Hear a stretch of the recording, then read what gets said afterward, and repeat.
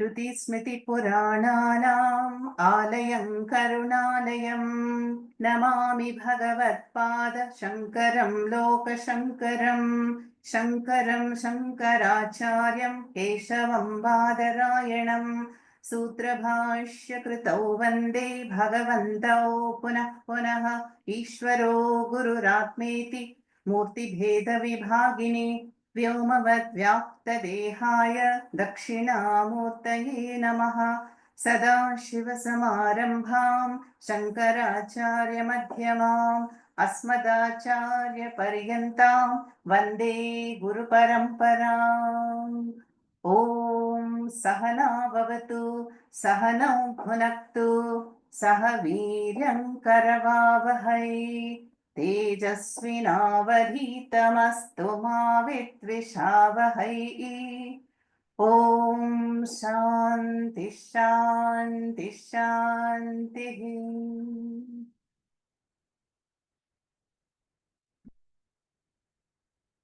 In the last session, we saw how Arjuna is blessed with the cosmic vision. The cosmic vision is this all-inclusive understanding or awareness of the entire universe in Bhagavan. So, Arjuna, by the grace of Krishna, perceives everything in the form. And that is not a real form, it is formless. Because the time and space are stretching into infinity, and Arjuna sees all the worlds, the lokas, the jiva jantus, and the past, present, and future, and the cosmic functions, Srishti, Sthiti, and Laya, and sees all the events, small events, big events, pleasant, unpleasant, sees Kurukshetra himself in this all-inclusive form. And especially the Laya function. The Laya function is the cosmic dissolution, withdrawal. And that is shown very dramatically as the blazing and fierce mouths of this Virat cosmic being. And so when Arjuna is terrified, and then Krishna explains, Kalosmi, Kalaha Aham, I am in the form of the all-devouring time. And I have come here for the purpose of Lokakshaya. And in order to, conclude all these sessions. Lokakshaya Krit Aham. So, time spares nothing and no one. We know that. And so, in this cosmic vision, there are several important takeaways. So, one of them is that all that is here is Ishvaraha. So there is no small and big, superior, inferior, insignificant, significant. And so Arjuna sees that every bit of the Srishti, every being has a significant role to play, has a part. And so all that is here is Ishvaraha. There is nothing redundant. Then Krishna tells Arjuna, see Arjuna, you also have a role to play. Nimitta matram bhava he savya sachin. So you also do your part and contribute in this cosmic yajna, which is, going on 24/7 and which I have shown you as the cosmic vision. Then the important takeaways in the end, Krishna says that such a rare darshanam, one cannot get even by elaborate rituals or by elaborate tapas and austerities, by parayanam, but it can only be had by ananya bhakti, by that one-pointed, undivided, total devotion to Bhagavan, and one can get this cosmic vision. And so we saw at the end of chapter 11, this most important shloka number 55. मत्कर्म कृन्मत्परमः मद्भक्तः सङ्गवर्जितः निर्वैरः सर्वभूतेषु यः स मामेति Pandava. So here Krishna tells Arjuna, hey Pandava, you become a mat karma krit. No? Live an intelligent, duty-based life. perform all the actions and offer it unto me. Then become Mat Bhaktaha, my devotee. And Mat Paramaha. Mat Paramaha means the one for him, for whom Ishvara is the goal and not the means. So be a Jignasu Bhakta who will go on to become a Jnani and become a Sangavarjitaha, free from attachments. That is the main role of Bhakti. Then Nirvairaha Sarva Bhuteshu, and do not have enmity or raga dvesha towards anyone in this Srishti. And Yaha Saha Mam Eti He Pandava. Such a one definitely will gain me. Mam Eti. So this is how the last chapter ended. And now this chapter number 12 is a follow-up, in the sense it is titled Bhakti Yoga. It's a short chapter of just 20 verses, but highly loaded chapter. And it is going to show the various stages of bhakti. We see that bhakti is also a very contextual word. Just like yogaha, dharmaha, atman shabda, all these occur so many times, frequently in the entire Gita. But each time we have to appreciate it and understand it in the proper context. So what is really bhakti? So Puja Swamiji would say beautifully, Bhakti Yoga is the yoga of bhavana. Bhavana means attitude. It is a value I have for anything. Now you see the war heroes, who are defending the Desha. So they have bhakti towards the Devata or the Devi who is Bharat Mata. So that is their bhakti towards the country. Then the doctors who are, serving their patients, they are doing Narayana Seva, they try to see Narayana, that is their Narayana bhakti. The teachers who are helping the students, they have bhakti. And so in the south, south of Bharat, generally bhakti is understood as puja and parayanam. Generally, a lot of puja, parayanam, ritualistic, that is their expression of bhakti. In the north, it's likely to be more japa and bhajans and yatras. Yatras. So like that, there are varied expressions of bhakti that we see. And one sadhu will be silently sitting, absorbed in divine thoughts, and that is his or her bhakti. And even the atheist, the non-believer is also a bhakta. Even if the atheist says, I don't believe in God, I don't know if God exists, but he says, I know. And who's that I? Behind the I, there is Ishvara. So without Ishvara, how can one even talk? How can one think and express anything? So everyone is fundamentally and basically a bhakta. So bhakti is to be understood as not another yoga that we do, but it is a rasa, it is a flavor, it is an attitude which transforms a mundane binding karma to karma yoga. We have already seen that in the Prathama Shatkam, how the bhakti by which I do Ishwararpanam and I receive with prasada buddhi, that is the role of bhakti in karma. And now in this Madhyama Shatkam, the bhakti is to appreciate the twofold prakritis of Ishvara. The lower apara prakriti in the form of this vast jagat, multidimensional, and the para prakriti, the principle of pure consciousness. So bhakti is very, very fundamental and very essential. In the Narada Bhakti Sutras, Devarishi Narada explains as Bhakti iti Parama Prema Swarupa. The love, that emotional connect I have with Ishvaraha is called Bhakti. So that bonding, with Ishvara, can take the form of my Ishta Devata, Grama Devata, Kula Devata as my country, as my family, as my work. So many varied expressions of Bhakti we see. Now, why is Bhakti so important? Bhakti plays an important role because it elevates the mind to a very high degrees of purity. And Bhakti will cut all the attachments which are pulling us to the materialistic worldly existence. No, we all know this very well because Bharat is supposed to be a bhakti desha, no, with so many varied and fascinating expressions of bhakti and which draws so many people from all over the world. The bhakti is there. So, but how does this bhakti work is, it is supposed to be a very easy marga. Bhakti is where there is a willing submission, there is trust, and there is sharanagati. Now compare this attitude to Jnana Yoga, Karma Yoga, Raja Yoga. We see in Karma Yoga, I have to put forth effort, there is struggle, there is uncertainty. I don't know what results I will get, but I have to work hard. Then Raja Yoga, I have to master the senses, discipline the body, do pranayama, and reach the goal.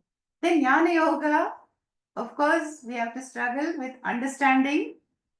Shravanam, Mananam, Nididhyasnam also I have to pay attention, do consistently, systematically.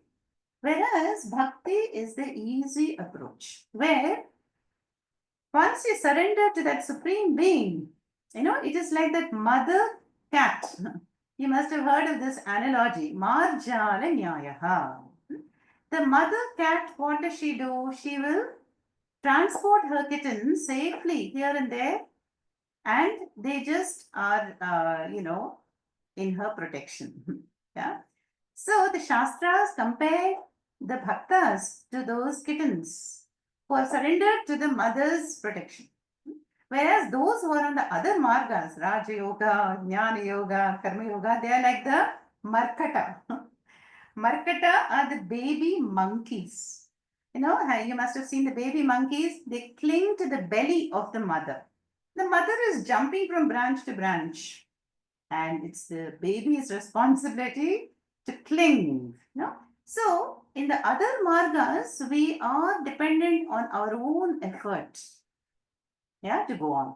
But in the Bhakti Marga, the grace of Ishvara Kripa uplifts the bhaktas and brings the bhakta to the goal, which is the knowledge, Param Jnanam. And so this chapter is divided mainly into two parts, the short chapter. The first 11 shlokas are going to describe the stages of the bhakti. And we have already seen how, the stages of bhakti are initially there will be Sakama Bhakti, and then only there will be Nishkama Bhakti. Then the latter half of this chapter, 12, is going to describe the Parama Bhakta. Just as Arjuna was curious to know what is the nature of Sthita Prajnaha at the end of chapter 2, so at the end of chapter 12, we see the Bhakta Lakshanas. Very beautiful last shlokas are there. And but before that, we will see how the chapter begins. Now, this chapter begins with Arjuna's question. And Arjuna asks this question here. So these are the topics in this short chapter. What does Arjuna ask and how does Krishna answer? What are the 5 stages of bhakti?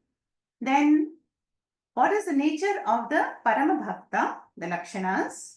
Then finally, the last shloka is the glory of the teaching. Arjuna Uvacha, Arjuna Uvacha, Evam Satata Yuktaye, Bhaktasvam Paryupasate, Ye Chapyaksharam Teshanke Yoga Vittamaha, Teshanke Yoga Vittamaha. So Arjuna said, Evam Satata Yuktaha Ye Bhaktaha Tvam Paryupasate. Ye cha api aksharam avyaktam tesham ke yoga vittamaha. So the question here is,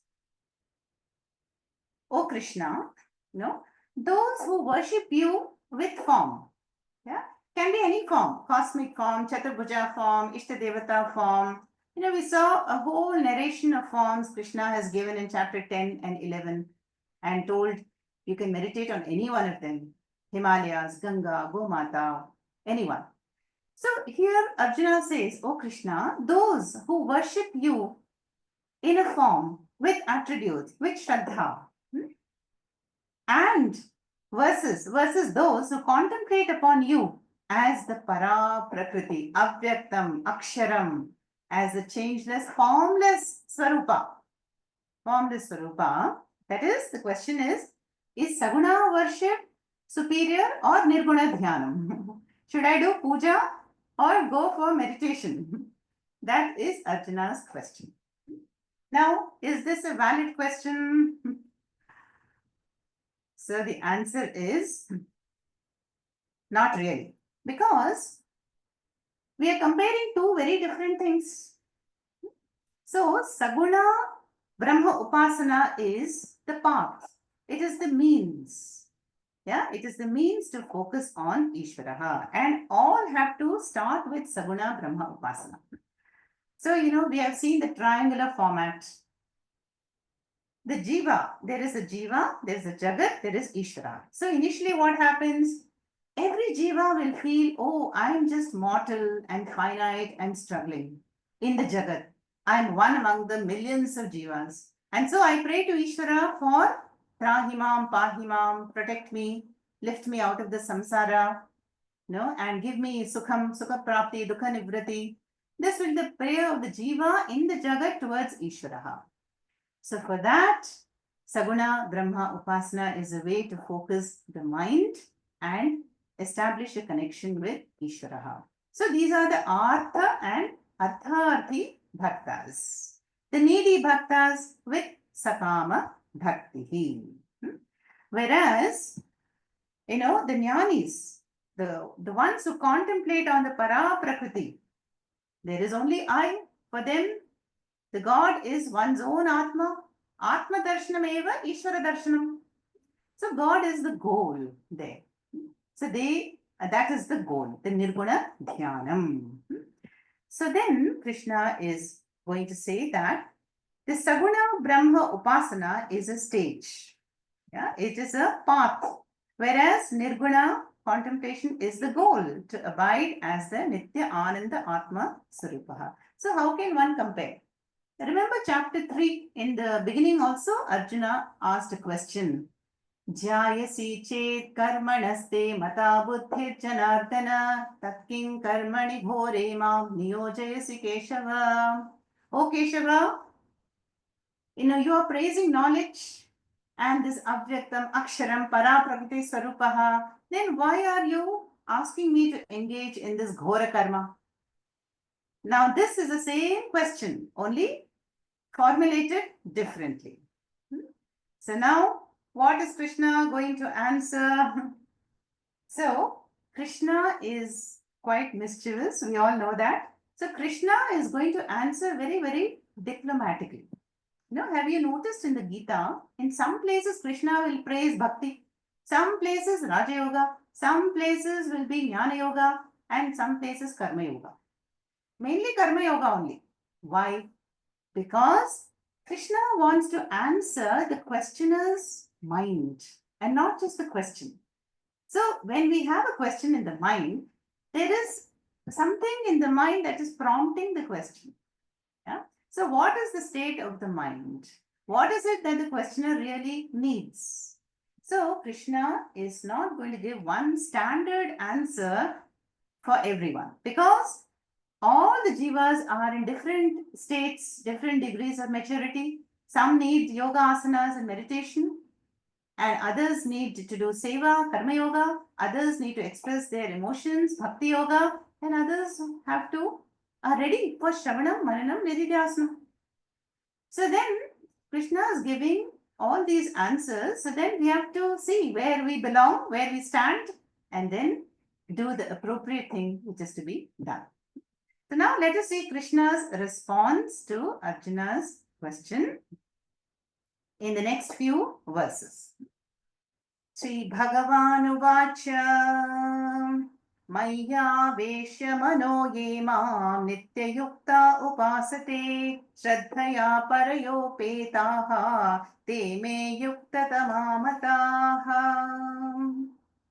So in this very second verse, Krishna praises, the bhaktas, Saguna Brahma bhaktas, and says, Mai aveshya manaha ye mam nityayuktaha upasate shraddhaya te yuktatamaha mataha. That is, those devotees who are devoted to me and through a form, through attributes, and who are doing puja, who are connecting with me, they are the best, best yogis.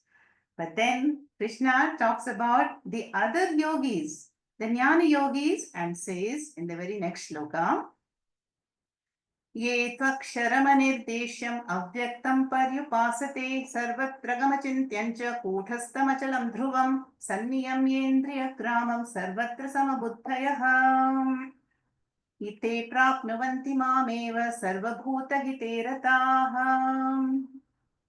And says here, but those who contemplate upon me as avyaktam, anirdeshyam, aksharam, and who are dhruvam, who have steady minds, and who are samabuddhaya. Samabuddhaya is a beautiful word which means who have the sameness of mind in the world.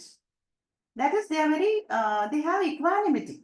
And they have the vision of Atma everywhere, Samabuddhaya. And Sarvabhuta Hite Rataha. They revel and rejoice in Loka Sangraha. So such Jnani, they what? Mam Prapnuvanti. They gain me. So look at this ambiguous answer of Krishna. Krishna praises the bhaktas who are doing worship and puja and connecting through a form. But then he says, those who contemplate on the formless reach me. So then the answer lies in the next shloka, where Krishna says, क्लेशोऽधिकतरस्तेषाम् अव्यक्तासक्तचेतसाम् अव्यक्ता हि गतिर्दुःखम् देहवद्भिरवाप्यते. But my dear Arjuna, such a contemplation on the avyakta aksharam param mam, that is my higher nature, which is aksharam, avyayam, nameless, formless, timeless, faceless, is very difficult. And kleshaha, dukkham will be there. Why will dukkham be there? Because it will be very difficult for the dehavat. The dehavat are those who have deha abhimana. So when there is a strong I notion, there is deha abhimana, I am this body, I am this mind, then obviously there will be raga dveshas. And when there are raga dveshas in the mind, with a clouded, disturbed mind, turbulent currents are there, how can one contemplate on the para prakriti swarupa? It's not possible. So Krishna has pointed out that there is a route map. So all have to take to Saguna Brahma Upasana to steady the mind. Karma Yoga dilutes the Raga Dveshas. Upasana and pujas and japa and seva steady the mind. And then we come to Jnana Yoga. And Jnana Yoga is about Shravanam, Mananam, Nididhyasnam, which is going to remove the avaranam, the veil of ignorance. So all this we have seen before. And here Krishna is again impressing upon Arjuna that performing one's duty as Karma Yoga is what is needs to be done right now, Arjuna, for you. Yeah. And then you will mature with a mature mind, you can come to Jnana Yoga at a later point of time. And so in the sixth shloka, Krishna is again talking about the bhakti and says, ये तु सर्वाणि कर्माणि मयि सन्न्यस्य मत्पराः अनन्येनैव योगेन मां ध्यायन्त उपासते. So keeping me as the goal and dedicate all your actions, have the Ishwararpanam in whatever you do, whatever you do, and continue your upasanas, and eventually you will also come to me. Now, we see that in this chapter next, now Krishna is going to point out the stages of bhakti.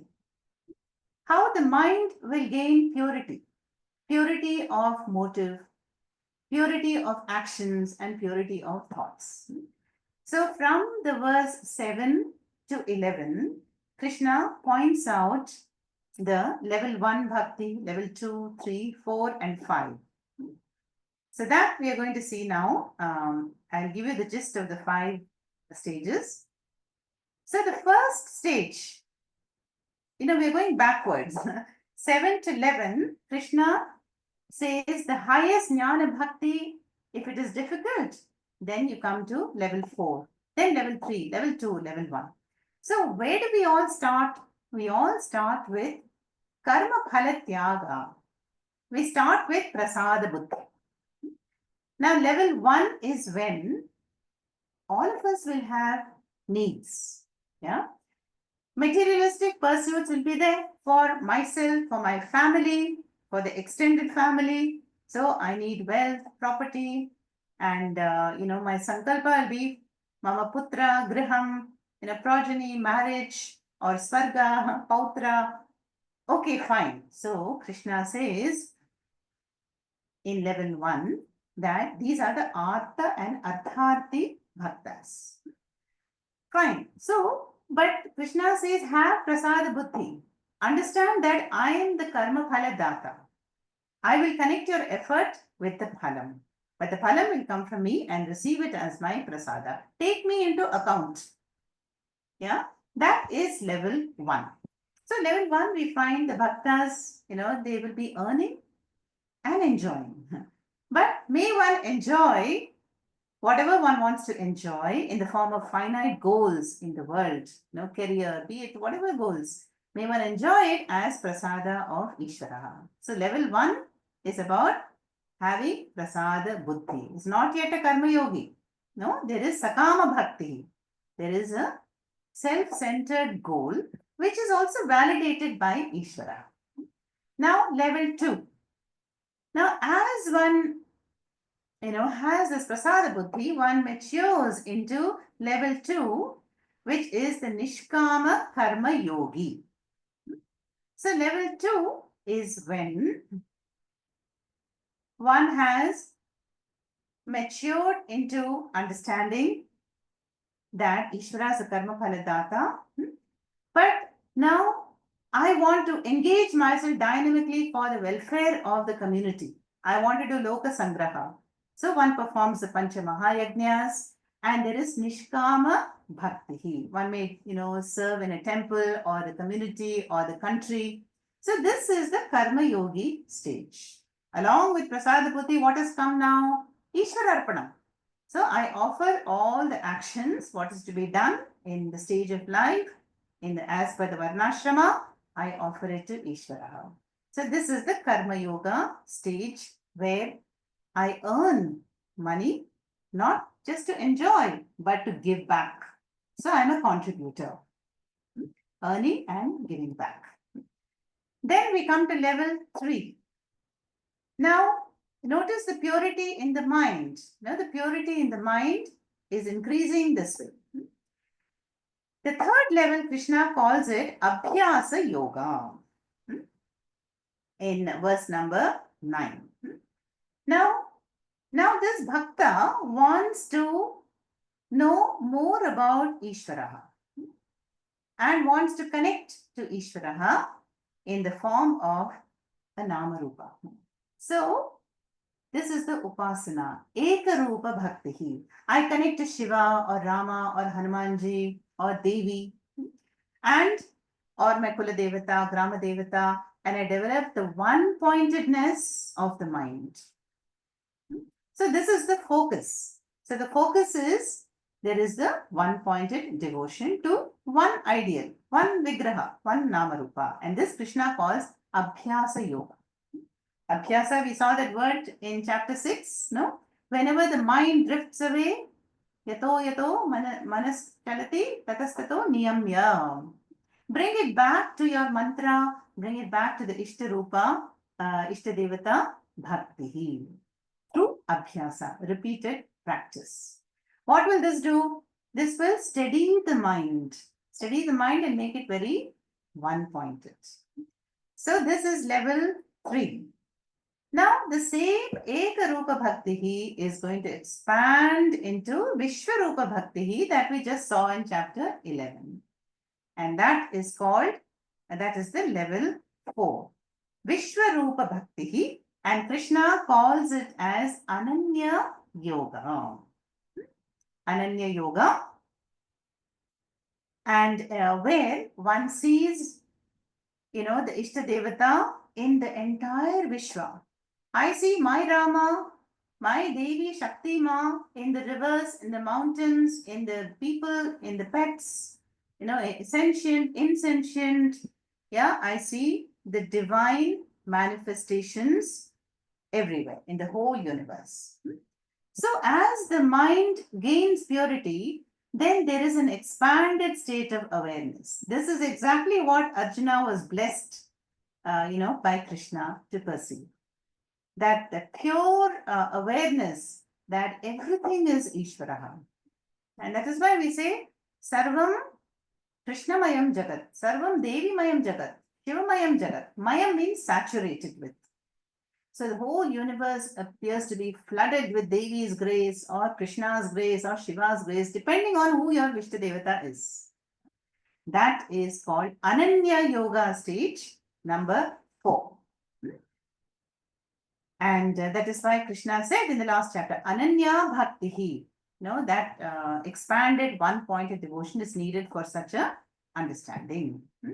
Now we come to the last level, the 5th, the topmost level, and obviously this is the Jnana Yoga stage. So in this stage, what happens? One has a guru and one has begun the Shravanam, Mananam and Nididhyasnam. And here it is like, that example of a lake. The very familiar example.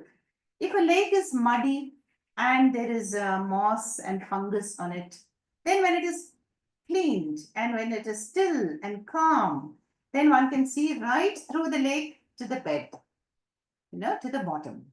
So too, when the mind is purified by Prasada Buddhi, Ishvara Arpanam, by Upasana, Ekarupa, Bhakti Upasana, then Vishwarupa Bhakti, the mind becomes purer and one-pointed.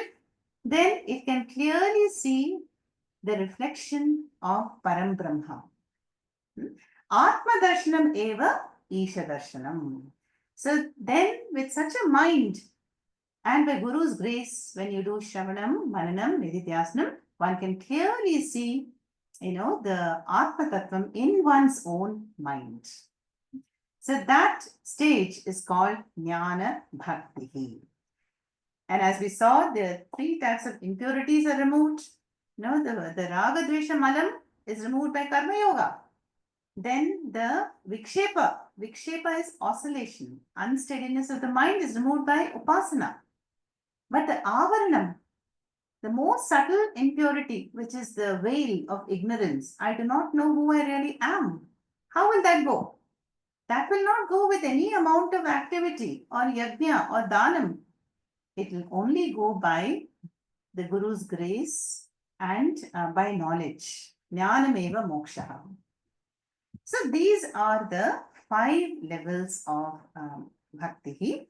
Often it is also shown as steps, that is Sakama Karma Pradhana Karma Yoga is where we all begin. And then the Sakama Bhakti matures into Nishkama Bhakti, Karma Yogi. Then there is Ishta Devata. One is absorbed in one's Ishta Devata through upasanas. And then that ideal or that Vigraha, the devotion expands to the whole Vishwa, Vishwarupa, Dhyana Rupa, Upasana Yoga. And finally, such a mind is ready to do Atma Vichara. Atma Vichara and see that the whole universe is really in me. Mayyeva sakalam jatam, mayyeva sarvam pratishchitam, mayyeva layam yati. So the jnani is able to see that the Atma Brahma is the Adhara, from which the worlds manifest, by which the worlds are sustained, and into which the worlds will return. So that is the ultimate vision of the jnani. And we can appreciate now how, there is to be a steady progress in all these stages. Yeah. But they are not watertight compartments. It is not that I must wait till Karma Yoga stage is over, then I start bhakti, and then I start jnanam. No, we will never know that. So they are overlapping in the sense that one will be more dominant. If there is the mind is disturbed and very turbulent, then I need to do Karma Yoga. If it is very oscillating, unable to focus, then I have to do Saguna Brahma Upasana, meditation, puja. But then in a calm, pure mind, when I desire to know the nature of Ishvaraha and who I am really, then I'm ready for Jnana Yoga. So keeping that as the goal, one can perform all these sadhanas. And that's why the root is, initially we are all very much world dependent. We have a strong body, mind, sense identification. That's why we all seek comfort and conveniences. We are so used to comfort, AC, refrigerator, cars, and if we say it's too hot, too cold, But Shastra says, why did our ancestors, they were doing so much tapas, they went on yatras, they denied comforts and conveniences. Why? To develop titiksha and a strong mind and atma balam in order to have higher degrees of meditation and awareness and understanding. So in today's world, we can also try to get out of our comfort zones. Comfort zone means where mine will be very strong. So to test, is this habit controlling me? Go without tea or coffee for a few days or delay it and see how the mind reacts. Come to our camps. When you come to the camps, we are having one in Coimbatore. Then we really begin to notice how much I have progressed. Am I missing something? And am I longing for something? That's a very good way to measure one's maturity also, So these are the ways to challenge oneself to have the perfect instrument to meditate on and attain the goal of life. So Krishna has clearly pointed out the stages of bhakti in this verses up to 11. So first there will be this world dependence. We are dependent on our parents, on the world, on teachers, on family, everyone for sustenance. But then slowly, what should I do? I should shift to God dependence. I should be able to see the divine in all of them. God has provided all these resources, so I'm grateful, including the body, mind, sense, instruments. Then finally, we go to Atma dependence or independence. Atma Nirbharata. That is, Atma is the only permanent, invariable Adhara. And everything else is arriving and departing. And I'm not going to invest too much of my time and effort in Anatma because it is changing. Because again, I will be disappointed and I will, I will lose my balance. So this is the root for Atma. But from the Atma core stable ground of this Atma Jnanam, I can still enjoy all of this. All possessions, family life, relationships, job, and the world can be all enjoyed with a healthy distancing. So look at the power of bhakti, how it transforms one from a mundane, materialistic, bound existence to the total freedom of the jnani and who is at that level 5. Now we come to the second half of this chapter, which is the Bhakta Lakshanas. And that is begins from verse number 13. Very, very beautiful. If you remember the Sita Prajna, how did it begin? Prajahati yada kaman sarvan partha manogatan atmanyevatmana tushtaha Sita Prajnastadochate, Krishna said. Now here, similar verses we are going to see where Krishna describes the gem-like values and attitudes which adorn this jnani bhakta. Now all the level 1 bhakta, level 2, 3, 4, 5, all of them Krishna has already said are udaraha sarve. All are dear to me. But the jnani to atmaiva me matam. The jnani is the dearest because there is no more division, no more separateness. There is eka bhakti. Eka bhakti is the jnani has discovered Bhagavan as the goal and as one's own Atma. So there are no more demands, no expectations, but total acceptance. No? So when something happens in the world, some disturbing things happen, initially we are all shocked and we question why, how come, this is too bad. Jnani will also be sad, but he will never question the order of Ishvara. He say it is Ishvara Ichha. Ishvara wants to make something happen in the world, it is going to happen. When Ishvara wants to withdraw something from anyone's life, it will go away. So there is that appreciation of the universal order of Ishvara for a jnani in his mind. That is why it said, in a jnani's world, nothing ever goes wrong. There is no chaos in a jnani's perception. Because even the surface chaos is within the order of Ishvara. Now, let us look at the jnani's nature in these verses. Adveshta sarvabhutanam maitrah karuna evacha nirmamo nirahankaraha samadukha sukha kshami. So this jnani is Adveshta sarvabhutanam. He has no enmity towards anyone. Maitraha, he is friendly and he has compassion towards all. Nirmamaha nirahankaraha, there is no I notion. This belongs to me. Nirahankaraha, this is not I. Samadukha sukha kshami, and he is equanimous, balanced in all the situations, pleasant, unpleasant, sukham, dukkham, and has kshama, tolerance.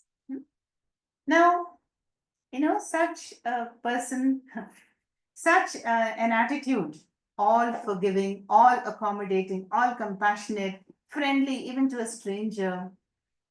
Who can have this? Only the jnani who has discovered the fullness of Atma Sarupa. I don't need anything to complete me. I am full, Purnam, Purnoham. So there is no lack and total acceptance, and such a person will have this kind of attitude. Then, second one,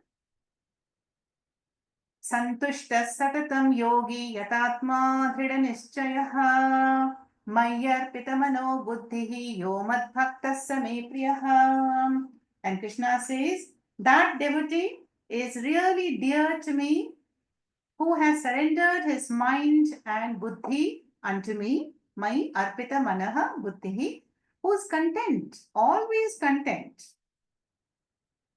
And yatatma dhrida nishchayaha, who is ever happy, atmani eva atmana tushtaha, and who is firm in the knowledge, dhrida nishchayaha, and his mind is always absorbed in me, Krishna says, and such a one is very dear to me. Yasmano dvijate lokaha lokano dvijate chayaha harsha marsha bhayo dvegaihi mukto yasacha me priyaha.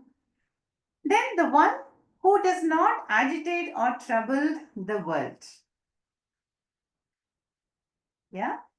And whom the world also cannot trouble. Yeah.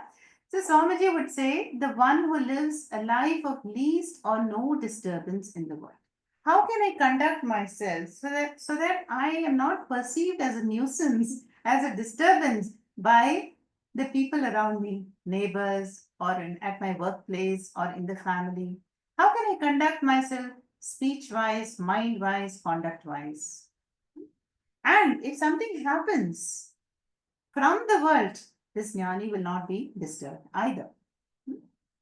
So the jnani will give the full freedom. Okay, the people, the world, I give them the freedom to behave the way they want, but I have a choice. I'm not going to react and, have my happiness governed by any external source. That is the shloka here. Yasman no dijate lokaha, lokan no dijate yaha. Harsha amarsha.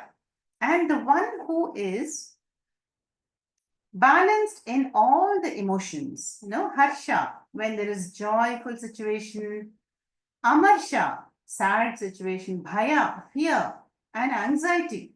In all this, he is a mukta purushaha, free. Free in the sense there is samatvam, balanced, balanced mind. And such a devotee is very dear to me. अनपेक्षश्चिचिर्दक्षः उदासीनो गतव्यतः सर्वारम्भपरित्यागी यो मद्भक्तः स मे प्रियः. Anapekshah, the one who has no apeksha, no expectation, and who is shuchihi, pure-minded, pure vision. Dakshaha. Dakshaha means the one who knows um, how to conduct oneself in a situation. What is the proper thing to say or to do? Skillful, competent, dakshaha. So even the wise people, you see them, they are also engaged in vyavahara. So they know what is to be done in the situation and when, how much to say, what to say. That is all calls for dakshata. Then udasinaha. Udasinaha does not mean indifferent. Udasina means more uninvolved, unbiased, more like a sakshi, like a witness. Udasinaha. Then gatavyataha, from whom all this anxiety and worries are gataha, have gone away. And this jnani will not give too much importance to the vyavahara. And so the emotions are there, but they are like passing clouds. They will all go away. That is called Gathavyataha. Then Sarvarambha Parityagi. Arambha Parityagi. Arambha means actions. Yeah. Now, we all have to-do lists every day. Then we all have, I must do this, I must do that. So we have short-term plans. What will I want to be or to possess in 3 years from now, 5 years from now, 10 years, so on. But the jnani is sarvarambha parityagi, will not have any sankalpa. Yadeva bhavati tadeva mangalaya. So whatever I own right now is the grace of Bhagavan, and what is to come to me will come to me, and what is not to come to me will not come to me. Try as much as I can. So totally surrendered, this bhakta is like that baby kitten who's protected by the mother. So that is Sarva Rambha Parityagi, and such a devotee is very dear to me. Then there are a couple more, the list goes on. And Shankaracharya says beautifully, all these are like jewels which are shining on the jnani's face and his life. So what is abharanani for the jnani? Are sadhanas for us. So every value in these shlokas, we can also strive to possess these values. Next one is yaha na hrishyati, na dveshti, na shochati, na kamshati. So the dear one, my dear devotee, neither rejoices over anything nor grieves, neither desires nor hates, and Shubha Ashubha Parityagi, gives up good and evil, is very, very dear to me. So he has renounced all the actions because there is no sense of compulsion. I must do this to complete myself. I must do this for happiness, peace, and security. No, this is completely absent for the jnani. So the jnani is Atmani eva Atmana Tushtaha. And then last few shlokas here. समशत्रौ च मित्रे च तथा मानापमानयोः शीतोष्णसुखदुःखेषु समसङ्गविवर्जितः. Samatvam, the same thing which we saw in chapter 2 also. Yogastha kuru karmani sangam tyaktva karoti yaha siddhya siddhyo samo bhutva samatvam yoga uchyate.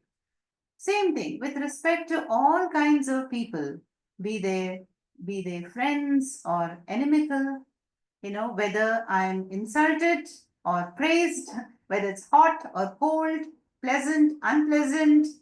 Sangha vivarjitaha samaha is free from attachment.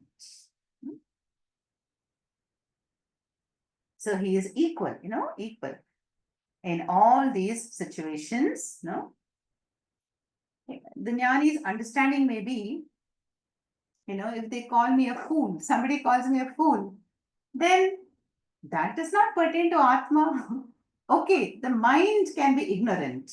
Yeah, I may have done a foolish act, but as Atma, I am full and complete and ever in Anandam. So why should I bother about these, praises? Even praise will be for the body or for the mind or some achievement, but I am already full. All these are bonuses, value additions. So I don't need something to add to my Ananda, and nothing can diminish my Ananda. So I don't take all these too serious. That's the idea here. That samatvam is very beautiful. It's a very high degree of maturity actually. And now the last shloka defining the bhakta. तुल्य निन्दास्तुतिर्मौनी सन्तुष्टो येन केनचित् अनिकेत स्थिरमतिः भक्तिमान् मे प्रियो नरः. Aniketaha. Niketa is a dwelling place. So this jnani is like a parivrajaka. Parivrajaka, you've seen the sannyasis, they have no permanent dwelling place. Because it is said that when you stay in one place, then one gets attached. But here, such a sadhu is the whole world is the family. Vasudevaha kutumbakam. No, ayam nijaha paro veti ganana laguchetasam udara charitanam tu vasudeva kutumbakam. So this jnani will never think this is mine, that belongs to him. The whole world is my family and I'm free to stay anywhere. Aniketaha.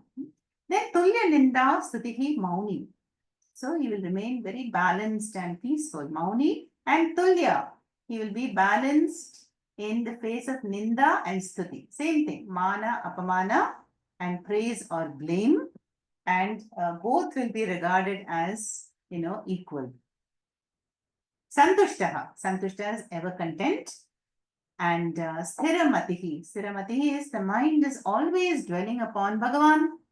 And such a bhakta is very, very dear to me. So beautiful shlokas at the end which define the glory of the jnani bhakta. Now the last shloka number 20 of chapter 12, talks about the glory of the teaching.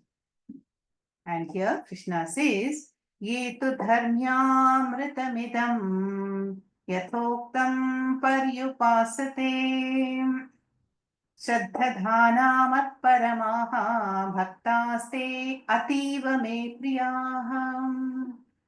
So Krishna puts a ativa here.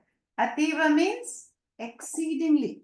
Such a bhakta is very, very dear to me. Ativa me priyaha. They who follow this dharmya amrita. Beautiful word, dharmya amrita means what? This nectarine-like dharma, Vaidika dharma, that is the vision of of the Lord of Jnanam and the path that is called Dharmyam as per the Vaidika Dharma. And that Amritam, Idam, Yatha Uktam, Paryupasate, the devotee who follows this, yeah, then such Shraddhadhanas, they are my Parama Bhaktas. So, this is really praising the Jnani Bhakta. So, that is why we have to see, this bhakti is a very generic word and it has to be seen in the context. And these last verses are describing the Jnani Bhakta. The Jnani Bhakta will have what? Swa Rupa Anusandhanam, it is called. Swarupa Anusandhanam, Shankaracharya says, means the one who is abiding in one's own nature. Swarupa Anusandhanam, contemplating on one's own nature. The nature of that pure Atma.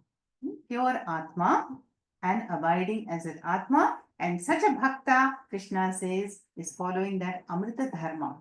Amrita Dharma and is Ativa Me Priyaha is my dearest. Because he is not seeking anything. His bhakti, he is nishkama and he is just so all accommodating and loving towards the whole world. So that is the glory of such bhaktas. Om Tat Sat Iti Srimad Bhagavad Gita Upanishadsu Brahma Vidyayam Yoga Shastre Shri Krishna Arjuna Samvade Bhakti Yogo Nama Dvadashodhyayaha. So now we have completed this chapter 12, Bhakti Yoga. And this is the last chapter marking the end of the middle Shatkam. The middle Shatkam is the Bhakti Pradhana Shatkam, also called Tatpada Pradhana Shatkam. So you see how, Bhakti is present everywhere. Shankaracharya gives the example of the light, Dehali Deepa Nyayaha. Supposing you have a light on the steps of the house. So that Deepa is going to illumine the external space and the internal space, both. Yeah. So like that, Bhakti is lighting up the first Shatkam, the Karma Pradhana Shatkam. How? We have seen that Karma Yoga is when I offer to Ishvara, that is Bhakti. And when I receive the results, that is Bhakti. Then middle Shatkam, the role of Bhakti is to understand who, what, where is Ishvara. The twofold nature of Ishvara, para, apara, we saw how to appreciate it within, without, everywhere. That is the role of Bhakti. Now, the third Shatkam that we will begin in the next session is called Asipada Shatkam. And that is going to bridge the Jiva and the Ishvara. How to develop certain values and attitudes and to discover the fundamental relationship with Ishvara is the purpose of the Jnana Pradhana Shatkam in the last 6 chapters of the Gita. We see that each one of us, when I say I, Nan, now I. Now, who is this I? When you are with your children, you are the mothers or the grandmothers. When you are with your parents, you are the daughters. Yeah. So that I assumes various roles of a boss, employee, neighbor, citizen, uncle, aunt, and so on. But Shastra says that who is the fundamental I? The fundamental I is the devotee. That is, the fundamental Jiva is the devotee who wants to be one with Ishvara, the total. So the Vyashti has to merge in the Samashti. And so there we see that example of the wave. The wave, if it thinks it is distinct, it is going to perish in a few seconds, then it is an individual wave. It's like the Jiva struggling. But it has to understand that it is born of the ocean, sustained by the ocean, and will go back to the ocean. And there is a fundamental identity between the wave and the ocean. That is the water content. Both are essentially water. So then the wave has discovered its Nitya Sambandha, or its identity, Aikyam with the ocean. Yeah. And then there is only oneness, there is no separateness. So too Krishna is going to say that the wave-like jivas have to discover the Nitya Sambandha. Who's that invariable, constant, fundamental devotee in me and which connects to Ishvara always. Otherwise, when we see, the bhakti traditions, sometimes we are bhaktas in the morning, or we are evening bhaktas, or we do bhakti traditions on Amavasya, Paurnami, or weekend because it's convenient. But here, Krishna is talking about that which is inseparable. That fundamental role of a bhakta is invariable and constant and always there. How can I appreciate it? And that is the root. The level 1 has to mature into 2, 3, 4, 5. And then at level 5, there is only bhakti, jnana bhakti. That is sarvam khalvidam brahma. Ishvara alone is there. All that is here is Ishvara. And that we will begin the third and Antima Shatkam called Charama Shatkam in the next session. Oh, oh, Namadah Purnamidam Purnat Purnamudachyate Purnasya Purnamadaya Purnamevavashishyate. Om Shanti Shanti Shanti. Harihi Om Sri Gurubhyo Namaha. Harihi Om.